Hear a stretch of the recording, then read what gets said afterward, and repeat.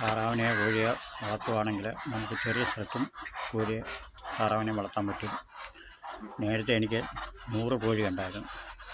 അതുപോലെ ദിവസം ഞാൻ വൃത്തിയാക്കും.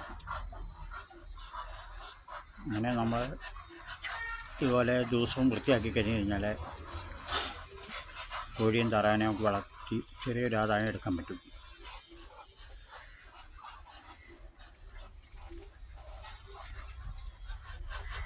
നമ്മൾ ദിവസവും അത് വൃത്തിയാക്കണം.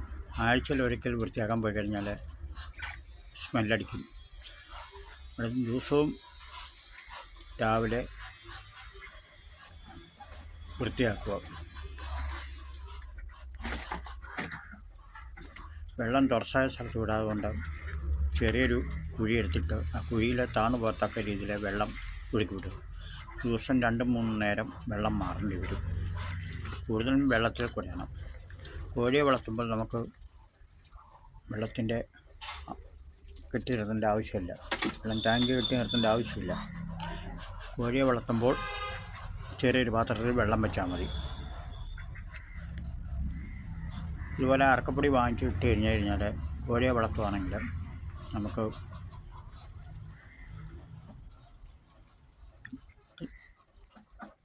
ദിവസവും വാരി മാറ്റുക. കോഴിയെ വളർത്തുകയാണെങ്കിൽ രണ്ടാമത്തെ ദിവസം കൂടി വൃത്തിയാക്കിയാൽ മതി. താറാവിനെ ആണെങ്കിൽ അതല്ല, ദിവസവും വൃത്തിയാക്കേണ്ടി വരും. അങ്ങനെ ദിവസവും വൃത്തിയാക്കി കഴിയുമ്പോൾ വാട അടിക്കാതിരിക്കും. കഴുകുന്ന വെള്ളം നേരെ നമ്മുടെ ഒരു ചെറിയ കുഴിയിലോട്ട് വിടണം. എന്നിട്ട് അത് അടച്ചു വെക്കണം. എങ്കിൽ താറാവിനെ വളർത്തുമ്പോൾ ഭയങ്കര വാടയായിരിക്കും. കോഴിയെ വളർത്തുകയാണെങ്കിൽ ഇതിൻ്റെ ആവശ്യമില്ല. ദിവസം ഇത് വാരി മാറ്റിയാൽ മതി. വാരി മാറ്റുമ്പോൾ അടുത്ത് വെക്കാനും വീടിനടുത്ത് വെക്കാനും പാടില്ല. അന്നേരം തന്നെ നമ്മുടെ കൃഷി സ്ഥലത്തോ വേറെ ആരുടെയെങ്കിലും കൃഷി സ്ഥലത്തോ കൊണ്ടിടുക.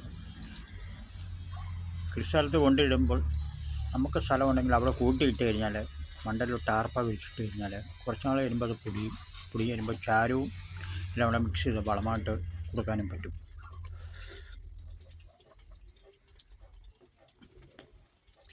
എപ്പോഴും വാരുന്ന വേസ്റ്റ് ഒരിക്കലും കൊണ്ടുവന്ന് കൂട്ടി അടയ്ക്കാതെ കൊണ്ടിടരുത്. മണ്ടയിലൊരു പ്ലാസ്റ്റിക് കവർ വാങ്ങിച്ച് അടച്ച് ഇടണം. കുറേ നാൾ വരുമ്പോൾ ഇത് പൊടിഞ്ഞ് വരുമ്പോൾ എല്ലാം കൂടെ ചാണകപ്പൊടി എല്ലാം കൂടെ മിക്സ് ചെയ്ത് നമുക്ക് കൃഷിയില്ലെങ്കിൽ അത് വിൽക്കാനും പറ്റും. അപ്പം വീടിൻ്റെ അടുത്തോ കൂട്ടിൻ്റെ പരിസരത്തോ ഇത് വാരി വെക്കാൻ പാടില്ല. വേറെ സ്ഥലമില്ലാത്തവർക്കാണ്.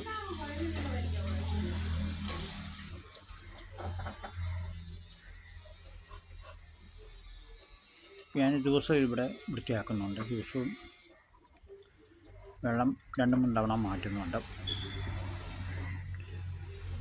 രാവിലെ വെള്ളം മാറ്റി കഴിഞ്ഞാൽ ഒന്ന് കുളിച്ചൊക്കെ റെഡിയായി കഴിയുമ്പോൾ വെള്ളത്തിൻ്റെ നിറം ഇതുപോലെ ഇരിക്കും. ഉച്ചയാകുമ്പോഴത്തേക്ക് ഒരുമാതിരി മുക്കാലും മഞ്ഞ നിറമാകും.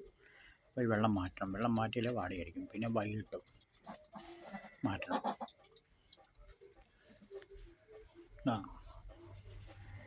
അതുപോലെ ഇപ്പോൾ പാത്രക്കും ചെയ്യാനുണ്ട്. പക്ഷേ കോഴിക്കാണെങ്കിൽ നമുക്ക് ഇതുപോലെ വെള്ളം ഇട്ട് കിടത്തേണ്ട ആവശ്യമില്ല. പാത്രത്തിൽ വെള്ളം വെച്ചാൽ മതി. 2 ദിവസത്തിലൊരിക്കൽ വൃത്തിയാക്കിയാൽ മതി.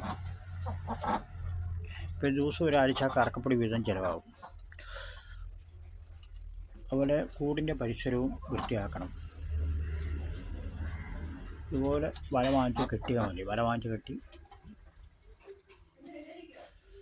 അല്ലെങ്കിൽ കമ്പി വല ഏറ്റവും നല്ലത്. കുറഞ്ഞ കമ്പി വല കിട്ടും, അതാണ് ഏറ്റവും നല്ലത്.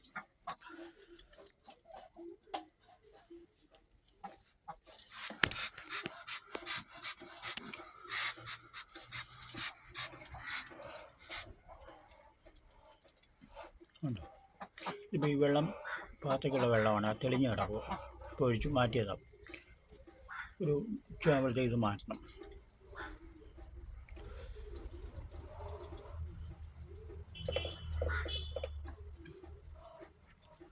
വീട്ടിലിരിക്കുന്നവർക്ക് ചെറിയൊരു ആദായമായിട്ട് മാറ്റാൻ പറ്റും.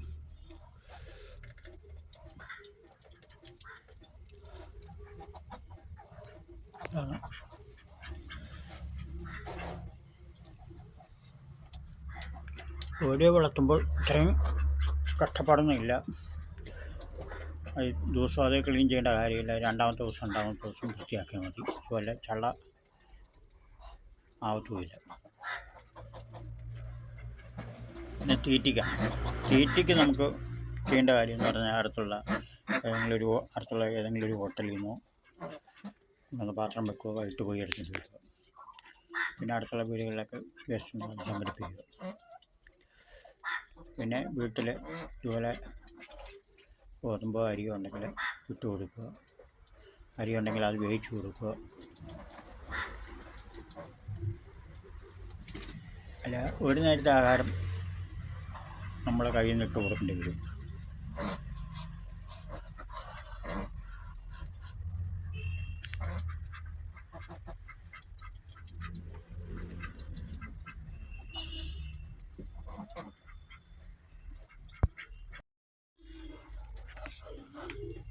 താറാവിനേക്കാളിലും പാത്തയ്ക്കാണ് ഒന്നുകൂടെ അവൻ വൃത്തികേടാക്കത്തില്ല.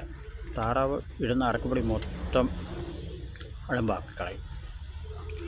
പാത്തയ്ക്ക് നല്ല വൃത്തിയുണ്ട്, വെള്ളവും വൃത്തികേടാക്കത്തില്ല. താറാവ് വെള്ളവും വൃത്തികേടാക്കും.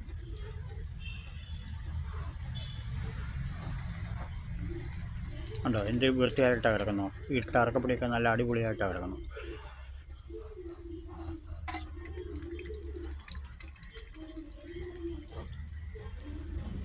അല്ല, വെള്ളം കിടക്കണം. താറാവിനിട്ട വെള്ളം കണ്ടു.